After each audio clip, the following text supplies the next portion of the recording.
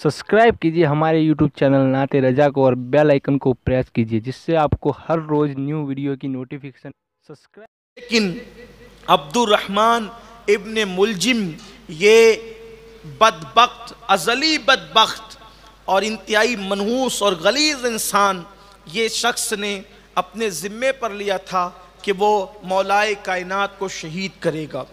उसने जहर में खंजर बुझाया और जहर में खंजर बुझाकर वो कूफा आया, और कूफा आने के बाद जब वो कूफा पहुंचा तो कूफा पहुंचकर इस बदबख्त ने जो है वो देखा कि एक औरत के गाने की आवाज़ आ रही है, खूबसूरत आवाज़ है गाने की।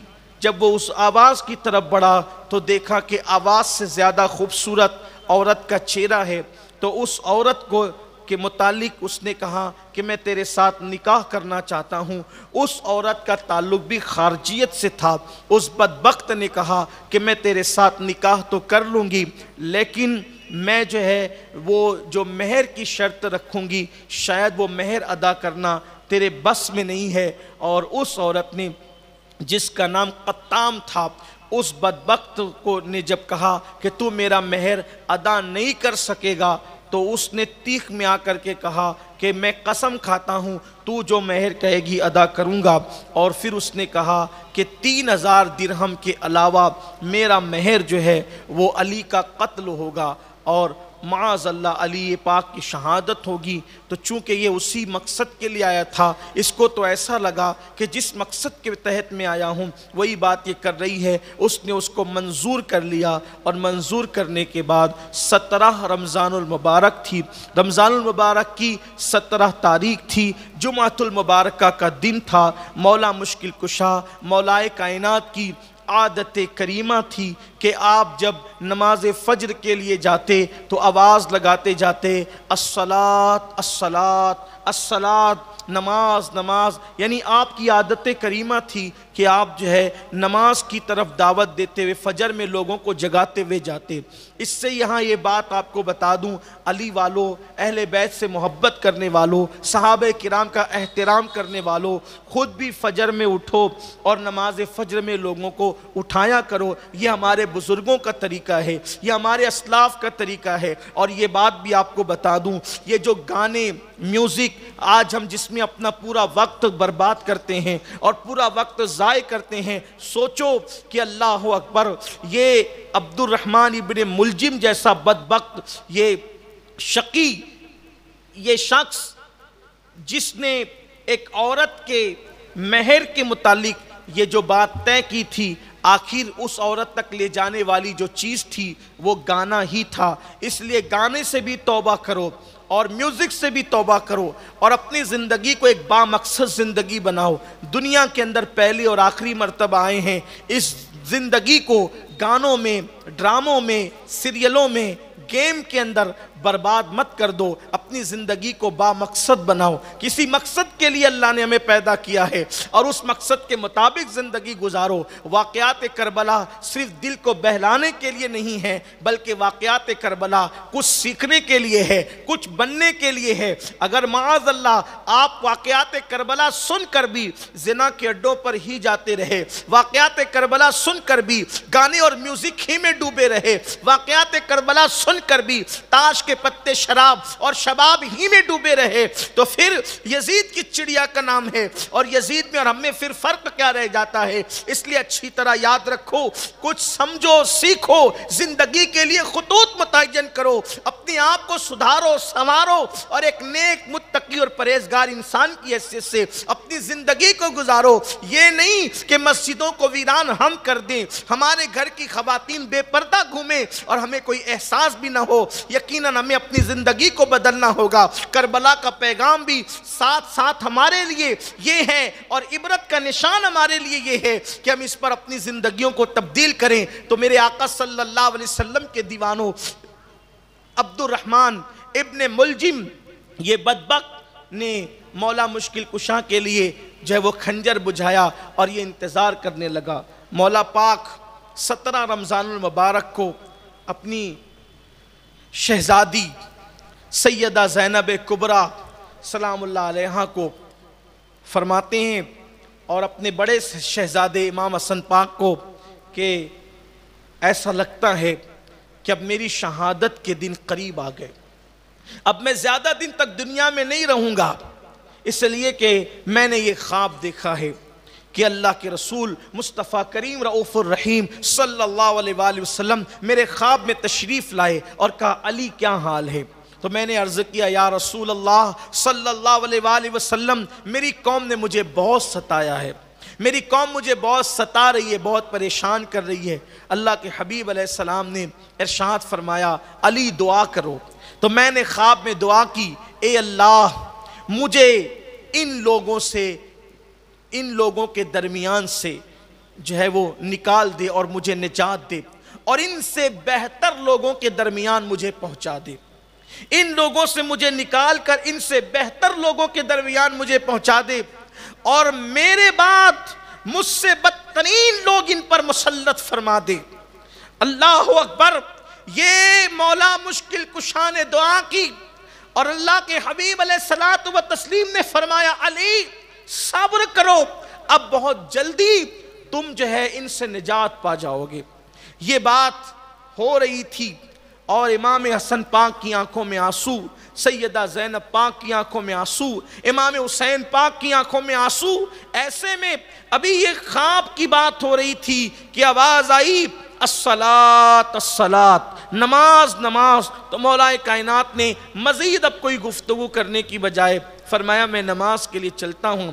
اور یہ بھی روایت میں آتا ہے کہ جب مولا مشکل کشا نماز کے لیے گھر سے باہر نکل رہے تھے تو کوفہ کی ساری بطخیں مولا کائنات کے مکان کے پاس جمع ہو کر وہ زور زور سے چلانے لگی۔ سیدہ زینب پاک نے کہا انہیں کیا ہو گیا، یہ کیوں آج چلاتی ہیں؟ تو مولا مشکل کشا نے فرمایا بیٹی یہ تیرے بابا کی شہادت پر نوحہ کرتی، یہ بطخیں یوں ہی نہیں چلا رہی ہے بلکہ یہ تیرے بابا کی شہادت پہ نوحہ کر رہی ہے۔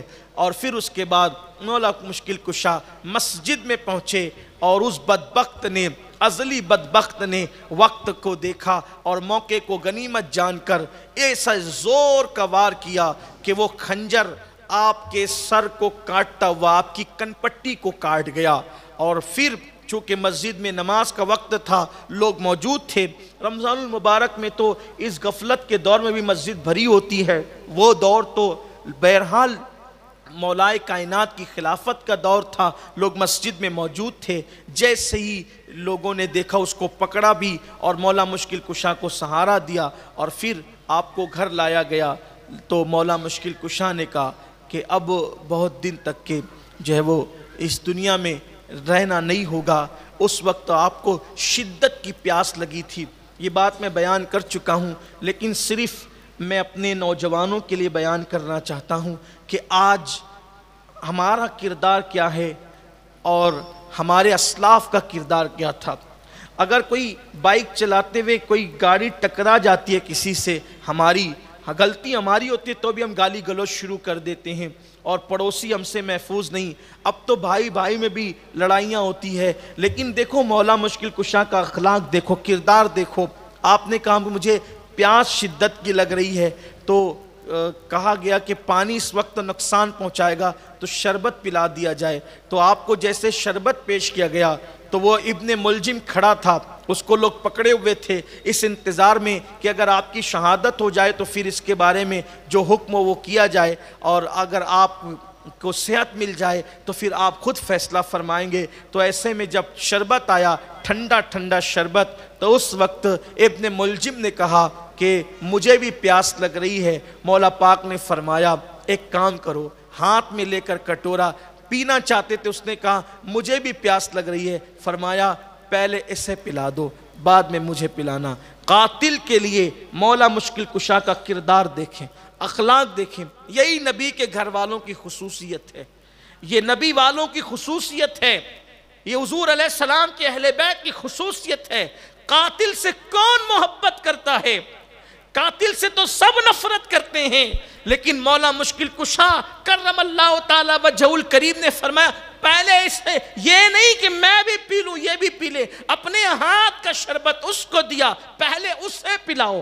قاتل کو پہلے پلاؤ. ڈھونڈیے چراغ لے کر نہیں, سورج لے کر تلاش کیجئے کہ حضور علیہ السلام کے تربیت یافتہ کے علاوہ, حضور علیہ السلام کے جانشینوں کے علاوہ اور کس کا ایسا اخلاق ہے, اور کس کا ایسا کردار ہے, یہ شان ہے. لیکن اس بدبخت کی قسمت میں علی کے ہاتھ سے مس کیا وہ شربت نہیں تھا, اس نے پینے سے انکار کر دیا. اور پھر 2 دن کے بعد یا 3 دن کے بعد مولا کائنات کرم اللہ تعالی وجہہ الکریم جو ہے وہ آپ کی شہادت ہو گئی.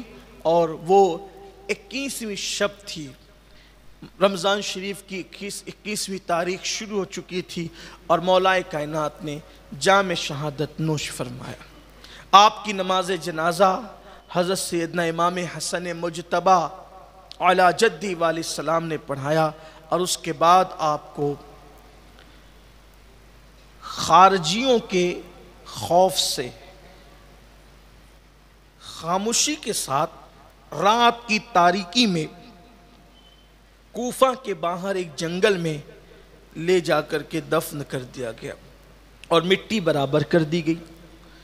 جیسے عام طور پہ قبر بنائی جاتی ہے اونٹ کے کوہان کی طرح جو تھوڑی سی اونچی کر دی جاتی ہے پہچان کے لیے, ایسا کچھ نہیں کیا گیا, بلکہ وہ مٹی برابر کر دی گئی. مٹی برابر کر دی گئی اور کسی کو بتایا نہیں گیا اس خوف سے کہ کہیں خارجیوں کو معلوم ہو تو یہ جسد پاک کی بے حرمتی نہ کرے. صرف خاندان والوں کو پتا تھا اور کسی کو نہیں پتا تھا, اور خاندان کے لوگ وہاں آتے جاتے تھے, ایک نشان ان کا تھا. پھر بہت دنوں تک وہ سلسلہ جاری رہا, خاندان میں بات منتقل ہوتی رہی اور کسی کو نہیں بتایا گیا. بالآخر جب ہارون رشید کا دور آیا تو حضرت امام موسیٰ کاظم رضی اللہ تعالی عنہ نے وہ وہاں حاضری دیا کرتے تھے, جب وہاں موجود ہوتے تو ہارون رشید کے دور میں بتایا جاتا ہے کہ ہارون رشید شکار کرتے ہوئے وہاں پہنچا تو دیکھا کہ مشک کی خوشبو آتی ہے, اور ہرن دوڑتے ہوئے جب آگے بڑھا اس سے ڈر کر اور اس احاطے میں پہنچا, اس جنگل کے احاطے میں, تو ہرن نے ڈرنا چھوڑ دیا اور ہارون نے شکار کی طرف سے اس کا دل روٹھ گیا, یعنی اس کے دل میں اب شکار کا شوق نہ رہا. اور وہاں ایک بزرگ بیٹھے ہوئے تھے تو پوچھا کہ بابا آخر کیا خصوصیت اس جنگل کی کہ شکاری سے شکار ڈرتا نہیں اور شکاری شکار کرتا نہیں؟ اس بزرگ نے فرمایا کہ یہاں پر مولا علی کا مزار موجود ہے, اس مزار کی برکت سے اس جنگل کا یہ ماحول ہے. تو کہا کہ وہ مزار آپ بتا سکتے ہیں؟ تو کہا بتائیں گے, لیکن 100 اونٹ کی قربانی دینی ہوگی. بالآخر ہارون نے وعدہ کیا تو انہوں نے وہ مزار بتایا. تو کہا لوگ مجھ سے پوچھیں گے کہ یہ مزار بتایا کس نے, تو میں تو آپ کو جانتا نہیں, آپ کا نام نہیں جانتا, تو آپ کون ہے؟ تو آپ نے فرمایا کہ میں خضر علیہ السلام ہوں. سبحان اللہ. اور پھر اس طرح سے مولا مشکل کشا کا مزار ظاہر ہوا, اور بعد میں امام موسیٰ کاظم سے بھی اس کے متعلق پوچھا گیا تو آپ نے اس کی تصدیق فرمائی کہ ہاں یہ مزار یہیں پر ہے, اور وہ خاندانی طور پر بات چلی آ رہی تھی. اور بھی روایتیں ہیں, دیکھیے روایتیں بہت سی ہے, پڑھی بھی جاتی ہے, لکھی بھی جاتی ہے, لیکن مشہور جو بات ہے اور جو بات جمہور کے نزدیک ہے وہ یہی ہے کہ مولا مشکل کشا کا مزار مقدس نجف اشرف میں ہے, جہاں پر ہم حاضری دیتے ہیں. اور یہ بات کتنی خوبصورت ہے کہ ہم اجمیر کو شریف کہتے ہیں, بغداد کو شریف کہتے ہیں, کہ چوچھا کو شریف کہتے ہیں, مہریرہ کو شریف کہتے ہیں. اسی طریقے سے جتنے بزرگان دین کے مزارات جہاں ہیں, ہر مزار والے شہر کو کیا کہتے ہیں؟ شریف کہتے ہیں. لیکن نجف کو شریف نہیں کہتے, بلکہ نجف کو اشرف کہتے ہیں. کیا بات ہے, سبحان اللہ, سبحان اللہ. نجف کو تفصیل کے ساتھ سب شریف ہیں, اس لیے کہ سب اولیاء کے شہر ہیں, اور نجف شریف نہیں بلکہ اشرف ہے کہ یہ سید الاولیاء کا شہر. سبحان اللہ, سبحان اللہ, سبحان اللہ. اور ہر شہر پہلے بسا ہے, مزار بعد میں بنا ہے. یہ نجف اشرف کی خصوصیت ہے کہ پہلے وہاں مزار بنا ہے, اس کے بعد علی پاک کے مزار کے صدقے میں شہر بسا. سبحان اللہ.